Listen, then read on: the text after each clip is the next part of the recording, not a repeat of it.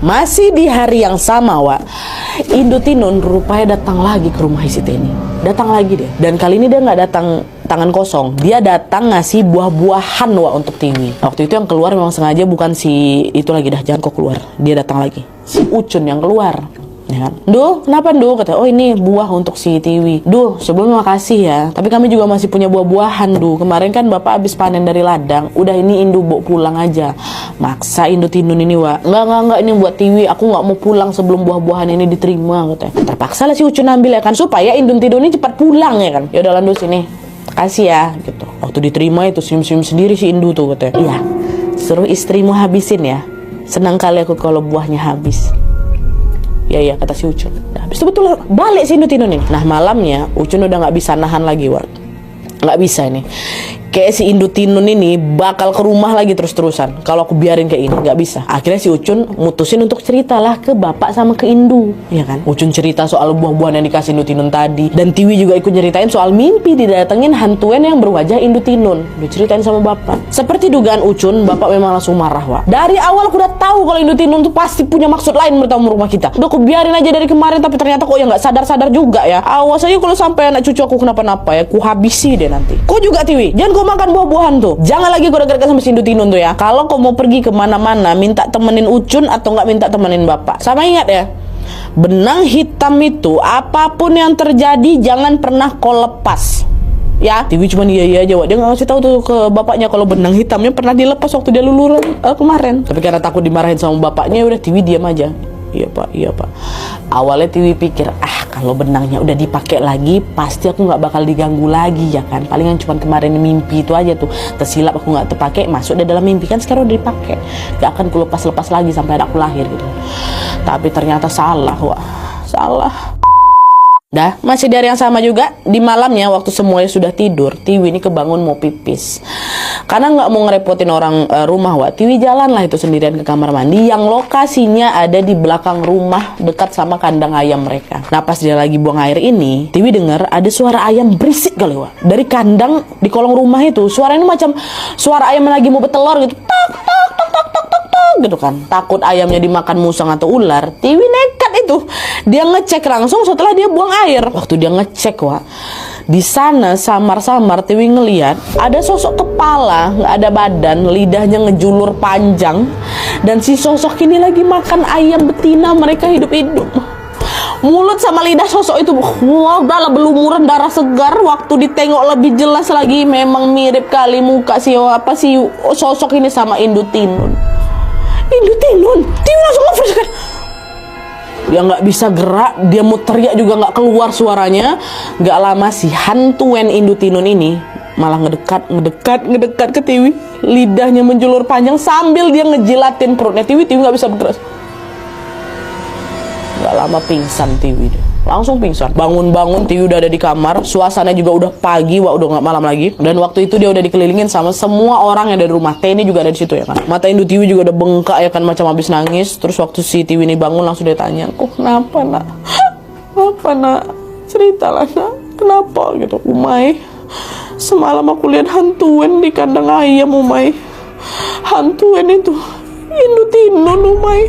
Indo Tinun, aku gak bohong, aku ngelihat sendiri. Ngeri kali bentuknya, Umay. Dengar itu Indo pun langsung meluk Tiwi ya kan. Selus perutnya, nak. Perut kok tapi nggak kenapa-napa karena ada yang sakit nggak? Nggak, Umay, nggak. Tapi Tiwi takut katanya. Makin emosi lagi, bapak memang kurang ajar sih Indo Tinun tuh.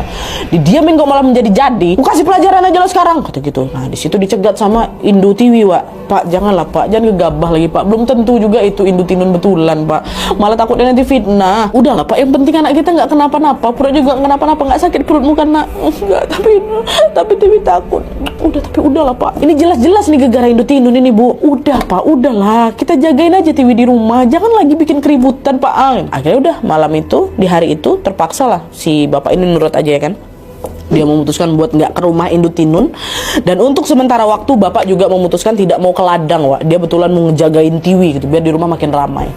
Dah, akhirnya seharian itu bapak sama Indo Tiwi di rumah terus ya kan. Dan hari itu memang nggak ada kejadian aneh-aneh, Wak. Tapi besok malamnya, disitulah puncak kejadian naas ini terjadi. Jadi, Wak, di besok malamnya sekitar jam 1 malam, Ucun kebangun, suaminya Tiwi, gegara dia dengar istrinya ngerintih kesakitan.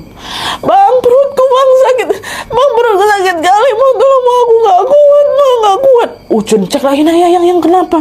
Dicek perutnya, dibuka lah itu selimut ya kan. Disitulah tersiok si Ucun waktu dia ngelihat di bawah tempat tidur Tiwi, Wak, udah banyak darah. Pendarahan Tiwi di situ. Suara Tiwi juga makin keras sampai satu rumah tuh kebangun lah kan, langsung pergilah semua beramburan ke kamarnya Tiwi. Syok juga mereka di situ ngeliat Tiwi udah pucat, lemas, teriak-teriak, bersimbah darah pula. Di situ Bapak Tiwi udah yakin kalau ini bukan pendarahan biasa, ini pasti ulah hantuan ini. Terus tiba-tiba Wak, bapak ini ngebentak ke arah Tiwi. Keluar nggak kau? Keluar, gak takut aku sama kau ya? Keluar gak kau gitu? Dia marahin ke si Tiwi. Indo Tiwi, Teni sama yang lain di situ nggak ada yang tahu. Kenapa bapak kayak gini ya kan? Tapi di saat yang sama Busu, adik bungsunya si Teni itu juga macam kayak kak kayak gitu kan, ketakutan dia. Ini lumayan gede ya si Busu ini. Kak, kenapa? Kak, ada kepala di tempat tidurnya kakak.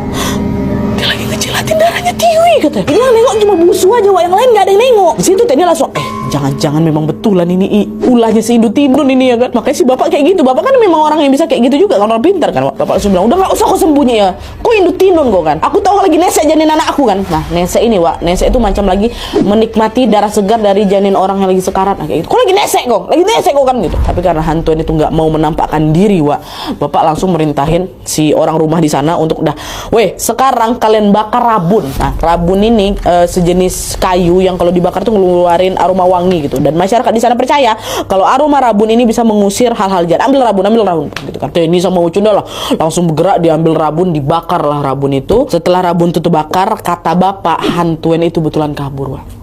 Bapak memang lihat ada hantuan di situ. Tapi sayangnya meski hantuannya ini udah pergi Wak, kondisi pendarahannya Tiwi malah makin parah. Indu dalat nangis-nangis itu kan. Bapak bawalah Tiwi ke rumah sakit Pak. Bawalah pakai mana? Sakit bu. Kata si Tiwi kayak gitu kan. Bapak juga serba salah Wak. Bapak mikir ini jarak nih ya Wak ya. Ini kasihannya jarak dari rumah mereka ke rumah sakit itu jauh kali. Buat kesana ke rumah sakit harus naik kelotok, naik perahu kayu selama kurang lebih 3 hari. Bayangkan, pun perahu kelotok itu baru beroperasinya pagi hari, itu tengah malam jam 1-an. Gimana mau ke rumah sakit? Akhirnya di situ bapak langsung minta Ucun panggil mantri untuk ngerawatnya Tiwi ya kan. Tapi belum sempat mantri itu datang Wak, kondisinya Tiwi makin ngedrop. Nafasnya terengah-engah, badannya menggigil, pendarahannya makin banyak, dan gak lama Tiwi menghembuskan nafas terakhirnya Wak. Meninggal Tiwi. Wah di situ bapak seremuk-remuknya. Dia langsung ngamuk sengamuk-ngamuknya. Dia langsung pergi lari ke dapur Wak. Dia ngambil lunjung, jadi senjata khas Dayak ketawa ya. Terus dia mau langsung pergi ke tempat Indo Tinun yang sakit. Kurang aja udah kayak gitu ya kan.